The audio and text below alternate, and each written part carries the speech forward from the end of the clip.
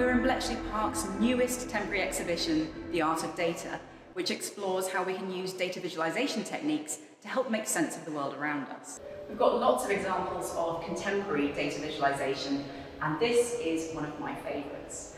These diagrams were given to us by MK Dons Football Club, and these are the diagrams used by the team in their post-match analysis in order to improve their game for the next time, in order to better analyse how they played against particular opponents, and in order to get a better picture of what their strengths and weaknesses are.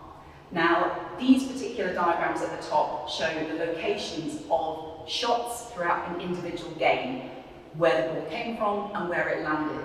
And this top one shows how successful the attack was against their opponent.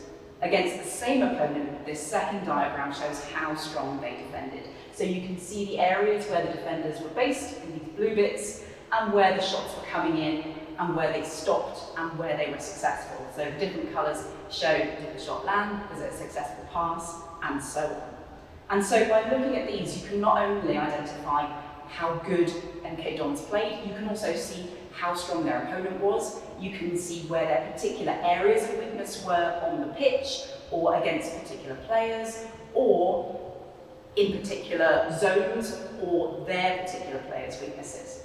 So it's a really strong example of how you can use data once visualized in order to map in real detail, shot by shot, the progress of the game. These bottom examples show us how well their goalkeeper did and what their goalkeeper actually achieved during the whole season. So this is a kind of heat map showing where the goals came from, where they landed, and where the goalkeeper was. And in order to do that, they can build up a picture of the goalkeeper's strengths, but not just individual strengths, but against particular opponents and particular types of opponents. What I love about these diagrams is these are the real thing. These were very kindly given to us by this team in order to show how data can be visualized in order to improve your game. I absolutely love that. The authenticity of these is absolutely amazing.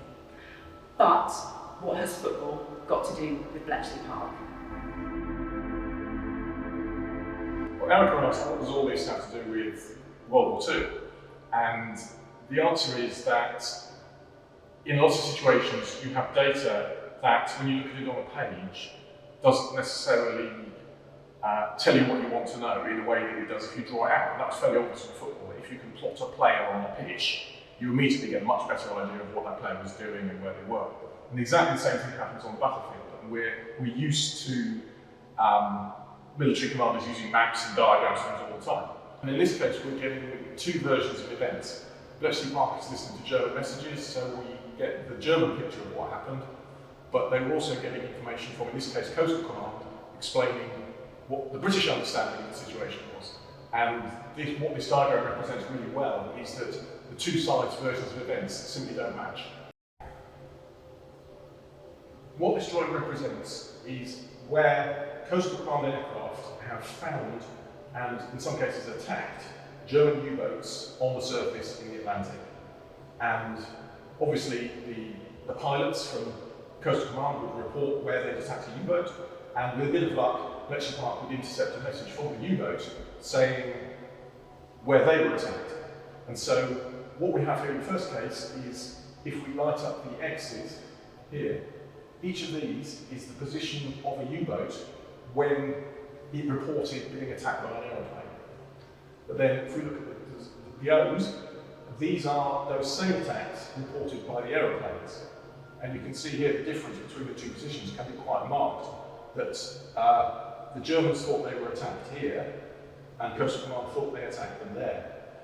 And clearly both sides are trying to navigate over the ocean using, they don't have GPS or anything, they have old-fashioned navigational tools. So a lot of the time they were only approximately sure about where they were. And this plot demonstrates really clearly that the navigation of both sides was quite poor. In some cases they had a pretty good idea that they were in similar positions, but in other cases their estimation of where they were was really, really different. Why would you want to draw this map? Well, the point about it is Bletchley Park is having to report on where U-boats are based on where those U-boats are reporting that they are, where they think they are. And what this map shows enables Bletchley to estimate is just how badly wrong they can get that. And so it's important that when Bletchley say, we think a U-boat is here, that they know that that guess could well be wrong by as much as that much. And it's also useful to go back to Coastal Command and say, maybe there's things you can do with your navigation and your tactics and your methods to get better at this.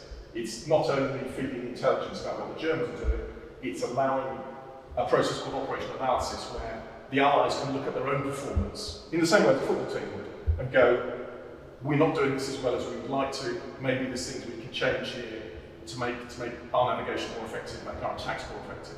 So it's all about improving your game in both cases.